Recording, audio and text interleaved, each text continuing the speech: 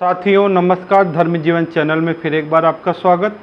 साथियों काफ़ी मन में बड़ा चिंतन चल रहा था कि जैसा हम सभी ने सुना था कि बापूजी की पैरोल समिति थी उसने खारिज कर दिया था। अब समिति ने पैरोल खारिज कर दिया था, लेकिन हाईकोर्ट ने उस चीज़ को जारी किया। मेरे मन में एक बड़ा प्रश्न था कि भाई पैरोल समिति ने जो खारिज किया तो आगे भविष्य में भी कई बार ऐसी कई कंडीशंस आएंगी, तो समिति में है कौन जिसने खारिज किया, जिसे बापूजी के लगभग 90 वर्ष की उम्र नहीं दिखी। पहले था कौन ये? दूसरी चीज़ ये कि ऐसा था कौन कि जिन्हें ये नहीं दिख रहा है कि भाई एम्स की रिपोर्ट पे सुप्रीम कोर्ट भी कह रहा है कि क्रिटिकल कंडीशन है, 24 घंटा के लिए कोई प्रशिक्षित व्यक्ति रखो, वो नहीं दिखा। तीसरी चीज़ ऐसा क्यों नहीं दिखा कि भाई इतने समय में उनको जो नॉर्मल बीच में औषधि के लिए बाहर गए, उपचार के लिए गए, या जेल में रहते हुए भी जो कहते कि भाई अच्छे आचरण के आधार पे, अब अच्छा आचरण की ये भी कई बार जानकारी में आई कि संत आसाराम जी बापू वहाँ रहते हुए भी औषधालय में बैठ के लोगों को अच्छी बातें बताकर उनका उत्साह बढ़ाकर उनको जल्दी स्वस्थ होने में सहयोगी बन रहे थे। तो अंदर का आचरण भी ऐसा नहीं था जिसमें मना हो।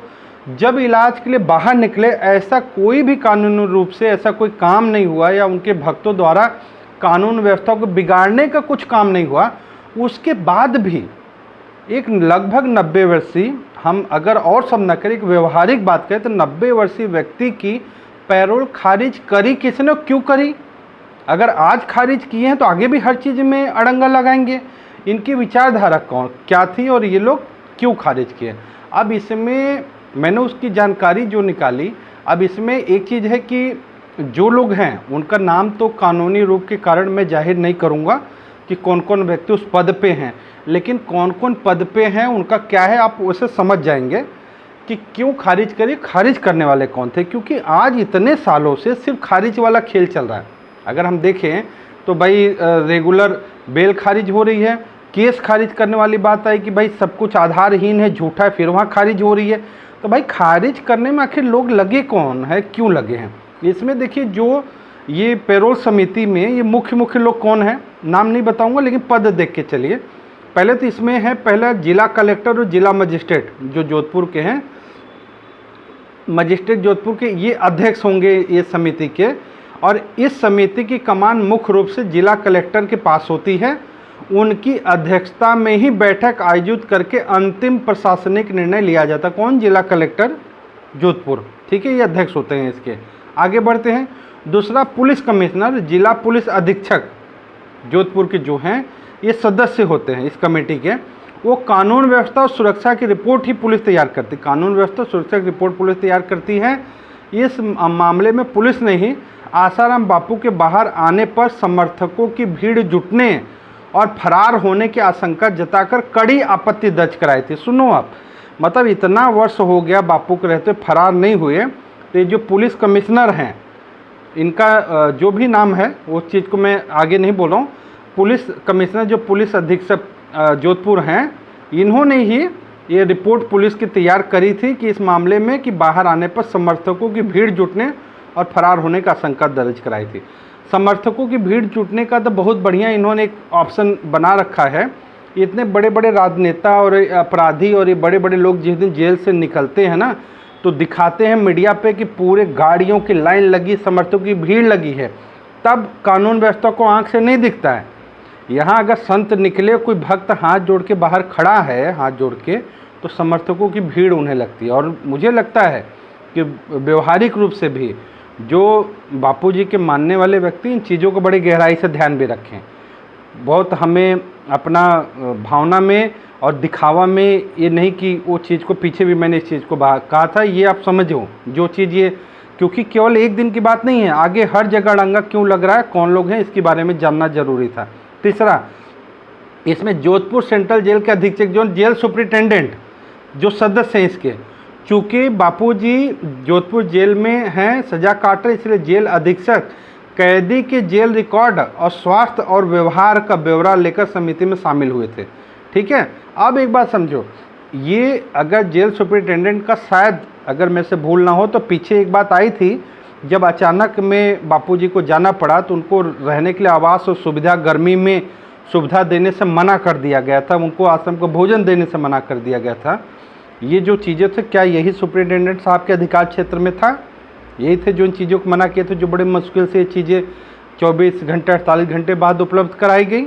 एक चीज़ पहले तो ये कमेटी में देखो लोग कैसे कैसे रखे। चौथा, जिला सामाजिक न्याय एवं अधिकारिता अधिकारी, ये भी सदस्य हैं, ठीक है। अध्यक्ष तो आपको बता दें जिला मजिस्ट्रेट जो जिला कलेक्टर हो गए, बाकी पुलिस कमिश्नर हो गए और जोधपुर सेंट्रल जेल के सुपरिटेंडेंट। तीसरा, ये चौथा नंबर पे जिला सामाजिक न्याय एवं अधिकारिता अधिकारी सदस्य हैं। ये क्या है? ये अधिकारी कैदी के परिवार और समाज में उसके पुनर्वास की अनुकूलता पर अपनी गृह विभाग को रिपोर्ट रखते हैं कि कैदी के परिवार, और इसी में जो बात आई थी कि भाई उनका वो यहाँ के हैं नहीं, परिवार गुजरात का है, तो इस चीज़ को ओपन बेल की कैसे बात करेंगे, ठीक है, वो चीज़ है। क्योंकि 17 तारीख को मेन दो ही चीज़ पे हो, एक तो ओपन बेल वाली बात और दूसरा कि अभी तक में बापू की रिहाई क्यों नहीं हुई। मेन 17 तारीख की डेट पे इन्हीं दो मुद्दे पे होना है। तो ये अब मुझे लगता है ये जो 4 पद वाले व्यक्ति हैं जिनका जो भी नाम है, ये लोग अगर इस तरह की रिपोर्ट बना रहे तो मुझे लगता है जो सरकारी पद पे बैठा है, मेरा एक व्यक्तिगत मत है, कुछ लोगों का, मेरा भी और लोगों का जो मत, मैं उनकी बात कर रहा हूँ कि जो सरकारी पद पे बैठा हो सरकारी दबाव या सरकारी आज्ञा अनुसार चलता होगा। अगर ऐसी रिपोर्ट गलत बनाने वाले या इस तरह से, मतलब मुझे लगता है कि ये जो भी पुलिस कमिश्नर फरार होने की आशंका वाली बात कही थी, मुझे एक शब्द इस्तेमाल करने में शर्म आनी चाहिए। इस उम्र में, इस स्थिति में, जिन्होंने मतलब हम कहें कि पूरे देश विश्व को अपना 45-50 साल का जीवन दे दिया, आप उनको फरार होने की आशंका लग रही है। आपको फरार होने की आशंका है तो उनका पासपोर्ट रखवा लीजिए। आप ये देखिए पासपोर्ट रिन्यू है या नहीं है। अगर पासपोर्ट रिन्यू, पहले तो मुझे लगता नहीं पासपोर्ट रिन्यू है, अगर रिन्यू है भी तो आप रख लो, कैसे फरार हो जाएंगे वो, ठीक है। ये एक तो अगर इस तरह की ये सरकारी पद वाले ऐसा करें, इसका मतलब हम स्पष्ट कहा जा सकता है कि या तो सरकारी दबाव या सरकारी प्रेशर में काम हो रहा है, जो नहीं होना चाहिए इस तरीके का। पहले तो ये गलत चीज़ है, ये जो चारों। अब उसके बाद में क्या आ रहा है, अब जब इन लोगों ने रिपोर्ट बना के दे दी, हाई कोर्ट ने इस समिति के बारे में क्या कहा था, तो जो 3 अगस्त को राजस्थान हाई कोर्ट के जो एक्टिंग चीफ जस्टिस कौन थे, आदरणीय संजीव प्रकाश शर्मा और जस्टिस संजीव पुरोहित जी की खंडपीठ ने इस समिति के फैसले को पलटते हुए 20 दिन की नियमित पैरोल मंजूर कर दी थी। अब एक बात समझो, क्यों पलटना पड़ा भाई? जज साहब, आदरणीय जज साहब ने वो चीज़ को समझा, सारी स्थिति, मतलब उन्होंने पलटा कि आप गलत दे रहे हो। और आप, मैं बोल रहा हूँ कमेटी वाले को बुद्धि विवेक, आप तनख्वाह ले रहे, किसी दूसरे के दबाव में तो हो नहीं भाई, दाना खा रहे हो तो असल पवित्रता तो कुछ बुद्धि में होनी चाहिए ना। आप इस तरीके आधारहीन बात कर रहे हो। और कोर्ट ने आदरणीय, मैं सम्मान से कह रहा हूँ कि ये जो हमारे जज साहब हैं संजीव प्रकाश शर्मा और जस्टिस संजीव पुरोहित साहब जो हैं, इन्होंने इस समिति की खिंचाई करते हुए कहा कि सरकारी समितियां पैरोल रोकने के लिए बिना किसी ठोस आधार के एक काल्पनिक, मतलब एक कहानी बनाने वाली बात, बहाने बनाती है। कोर्ट ने साफ किया कि बापूजी पिछले 13 वर्ष से जेल में हैं और पहले मिली इंटरिम बेल जो अचानक त्वरित मिली थी, उसके दौरान उन्होंने किसी भी नियम का उल्लंघन नहीं किया है। जब किसी नियम को उल्लंघन नहीं किया, कुछ नहीं किया, तो आप ये कैसे कह सकते हो? यहाँ पे सबसे बड़ी बात मैं कहूँगा कि जो विपक्षी षड्यंत्रकारी लोग हैं, कुछ मूर्ख हैं, ऐसे लोग या मूर्ख ऐसे नासमझ साधक भी होंगे, वो लोग ऐसी लापरवाही करेंगे कि जो बिना वजह का ऐसा कुछ कोशिश करेंगे कि ये जो समिति को ऐसा कुछ चीज़ उपलब्ध कराएं या कुछ ऐसी चीज़ सामने जाएं जिससे ये चीज़ आए कि भाई उन्होंने ऐसा पीछे तेरा, और 1-2 छोटी फ़ोटो का वो चीज़ रखा था, लेकिन वो था कि वहाँ ड्यूटी अधिकारी जो थे उन्होंने बताया ऐसा कुछ नहीं हुआ था। नहीं, पीछे भी ये चीज़ नेगेटिव जाती और वो नेगेटिव ज़िंदगी भर के लिए ऑन पेपर हो जाती। तो ये बिल्कुल जो जहाँ भी उपचार के लिए बापूजी का जाना होता है, क्योंकि वो कंटिन्यूस उम्र में चल नहीं सकते, वो नज़दीकी आश्रम में आराम करते हैं, तो आराम के दौरान जो सेवादार होते हैं उन्हें कड़ाई से इन चीज़ों को ध्यान रखना पड़ेगा, ठीक है ना। और उन्होंने किसी नियम को उल्लंघन नहीं किया है, ये चीज़ को माना। अब ये बात समझो कि क्या अच्छा आचरण नहीं है? 13 साल में एक भी नियम को उल्लंघन नहीं किया, अच्छा जेल में रहते कुछ ऐसा काम नहीं किया, अच्छा आचरण नहीं है। जेल में रहने के दौरान या बाहर निकलने पर उनकी किसी बात पे विवाद नहीं हुआ, कोई समस्या नहीं, ये अच्छा आचरण नहीं है। और अच्छे आचरण के आधार पे बड़े बड़े अपराधियों को ये राज सत्ता में बैठे राज्यपाल, इनको मैंने पूर्ण जमानत के रिहाई देते हुए देखा है, पूर्ण छूट देते हुए देखा। यहाँ आसाराम बापू के केस में ऐसा क्यों नहीं है भाई? अच्छा, उसके बाद में अभी 9 अगस्त का जो मुख्य घटनाक्रम क्या चल रहा है, इसमें ये जो लगभग जानकारी है कि 9 अगस्त का हाईकोर्ट के आदेश के बाद भी जेल में है। तो राजस्थान हाईकोर्ट द्वारा 3 अगस्त को 20 दिन के नियमित पैरोल मंजूर किए जाने के बाद भी बापूजी आज 9 अगस्त भी सेंट्रल जेल से बाहर नहीं आ सके। भले वो उपचार के लिए अधीन होते, उपचार चल रहा है, मान लिया वहाँ नहीं है, लेकिन है तो उसमें माना जाएगा, गिनती तो वही हो रही। और हाईकोर्ट की सरकार से पूछता ताज़ा विवाद क्या है, कोर्ट से पैरोल मिलने के बाद भी जेल प्रशासन द्वारा उन्हें रिहा न करने का मामला गरमाया हुआ है कि भाई कोर्ट भी सोच रहा है कि ऑर्डर होने के बाद भी जेल प्रशासन क्यों पीछे पड़ा है। इस देरी पर राजस्थान हाईकोर्ट ने राज्य सरकार और जेल प्रशासन से सख्त सवाल पूछे हैं। मुझे लग रहा है ये जो राज्य सरकार है वहाँ पे, राजस्थान की जो सरकार है और जेल प्रशासन, ये दोनों से सख्त सवाल पूछने का मतलब क्या, दोनों राज्य सरकार बीजेपी जो है वो और जेल प्रशासन क्यों भाई मिली भगत बना करके ज़बरदस्ती रोकने का काम कर रहे हो आप? जब कोर्ट कह रहा है उसके बाद भी आप अपना क्यों, किस उद्देश्य से, क्या चीज़ ऐसा है? मुझे तो लगता है कि ये कोई व्यक्तिगत तौर पे ये राज्य सरकार से सवाल किया जाना चाहिए, भाई आप क्यों इस चीज़ को रोकने के लिए लग रहे हो।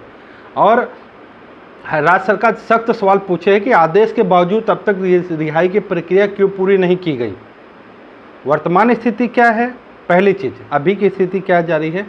रिहाई प्रक्रिया अटकने के कारण, रिहाई प्रक्रिया हो गई तो इलाज के लिए कहीं जाते, लेकिन रिहाई प्रक्रिया अटकने के कारण बापूजी फिलहाल पुलिस हिरासत के बीच जोधपुर के आयुर्वेदिक अस्पताल में अपनी बीमारियों का इलाज करा रहे हैं, क्योंकि वहीं आसपास एक क्षेत्र है। दूसरा, धार्मिक महत्व का कारण क्या है? बापूजी के आधिकारिक आश्रम और अनुयायियों के अनुसार आज 9 अगस्त को कामका एकादशी का व्रत है, मतलब 9-10 को लगा है। तो आश्रम द्वारा समर्थकों से घरों में रह के शांतिपूर्वक ध्यान साधना करने का अपील की जा रही, ताकि जेल के बाहर कानून व्यवस्था से जुड़ी कोई समस्या खड़ी ना हो। ये चीज़ आश्रम द्वारा जो अपील की जा रही, मैं कह रहा हूँ बहुत सावधानी रखनी होगी, बहुत सावधानी रखनी होगी कि जेल प्रशासन बापूजी के जो पैरोल की आएगा, ये कोई रोक नहीं सकता। 20 दिन मिला है, सरकार को देना पड़ेगा, लेकिन उस दौरान बहुत ज़्यादा जुलूस और नारेबाजी या दिखावा करने की बजाय, मेरा व्यक्तिगत मत है, जिसकी श्रद्धा भावना हो अलग विषय है, लेकिन भविष्य में रिपोर्ट और जो चीज़ें सामने आ रही उस चीज़ को देखते हुए छोटा सा एक कुछ कदम सरयू किनारे चलना भी एक सवाल खड़ा करता है। तो मुझे लगता है कि आने वाला एक विषय है, आने के बाद में जहाँ रुकें वो ठीक है, लेकिन जहाँ से निकलेंगे वहाँ से रास्तों पे और कोई भी कानून व्यवस्था ऐसी बिगड़े न पाए, ये चीज़ का हमको विशेष ध्यान रखना पड़ेगा।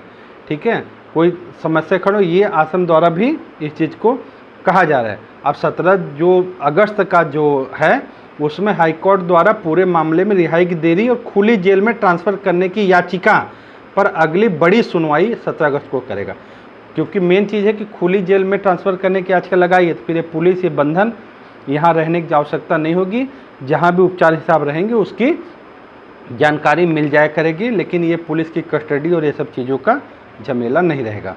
तो ये थी जानकारी आपको 9 से लेकर 17 तक के बीच की। और ये जो पैरोल कमेटी है, ये चीज़ को स्पेशली मुझे लगता है कि एक टीम को स्पेशली इस काम पर लगना चाहिए, और कोई चोरी छिपे दबी बात नहीं है। जो भी सरकार वर्तमान में बैठी बीजेपी की सरकार हो, और या फिर केंद्र में जो प्रशासनिक जिम्मेदार बैठे हैं, उनसे सवाल होना चाहिए कि हर स्थिति में आपको सदैव धर्म के प्रति सहयोग मिलने के कारण और इतना समर्थन आशीर्वाद मिलने के बाद भी वो, और लोग कहते हैं, मैं तो शब्द इस्तेमाल नहीं कर रहा हूँ कि भाई वो हल्के शब्दों में कहें तो ये नमक हरामी वाली बात क्यों आज जो वर्तमान है, क्योंकि पुराने लोगों से पूछो तो स्पष्ट कहते हैं कि धर्म के प्रति और धर्म पे मार्ग पे चलने वाले के प्रति पीछे भी अगर थोड़ा भी इंसानियत हो, तो मुझे कहने में आधा % संकोच नहीं है कि अगर चुनाव से ठीक पहले अगर एक लाइन संत की ना आई होती कि धर्म के पथ पे चलने वालों लोगों की जो है सहयोग बनेगा, हाँ, तो आज आपकी स्थिति कहीं और होती। तो इस चीज़ को मुझे बड़ा दुख है इस चीज़ को लेकर के कि बताओ 13 साल से ज़्यादा समय बीत गया, वो चूहे बिल्ली का खेल। हम बताओ पैरोल के लिए जाएं तो वहाँ पे मना है, रिहाई के लिए मना है, हाँ, केस को खारिज करने की बात कहे तो मना है। वहाँ पे जज साहब बोले कि भाई आप इस चीज़ पे बहस विचार छोड़ दो। क्यों छोड़ दो भाई? पीछे भी सुप्रीम कोर्ट के सुना था मैंने कि वहाँ पे जो आदरणीय जज साहब थे उन्होंने वकील को बोला कि भाई आप इस चीज़ पे विचार छोड़ दो कि केस गलत बना है ये चीज़। क्यों भाई, क्यों छोड़ दें? जो सच्चाई है उस चीज़ को छोड़ दें और आपके के अनुसार मान लें। तो मुझे लगता है कि भाई ये लीगल के साथ साथ और प्रशासनिक तौर पे भी और राजनीतिक तौर पे भी बड़ी तत्परता से लगना होगा। खाली एक तरफा चलना और ये खाली ठीक है, मैं जानता हूँ कि समर्थ हैं बापूजी का, वो अपनी इच्छा के अनुसार हैं, लेकिन ये चीज़ भी समय के साथ साथ मुझे ढिलाई नहीं पसंद है। खाली बेल बेल बेल पे रहे, दूसरी दिशा में उस तत्परता से भाई एक बार ना, 2 बार ना, 10 बार ना नहीं होगी। तत्परता से लग के क्यों राज्य सरकार या फिर वो प्रशासनिक अमला हमें बार बार परेशान कर रहा है, रोक रहा है, इस चीज़ पे ध्यान देना चाहिए, ऐसा मेरा विचार मत है। और आपका भी विचार होगा इस बारे में, खुले रूप से कमेंट में आप दीजिए और प्रयास करिए कि वीडियो औरों को भी भेज दीजिए ताकि उन्हें भी जानकारी मिल सके, वो भी अपने तरह से इस पे विचार कर सके क्या किया जा सकता है और कैसे उचित होगा। सभी को खूब खूब धन्यवाद। हरिओम।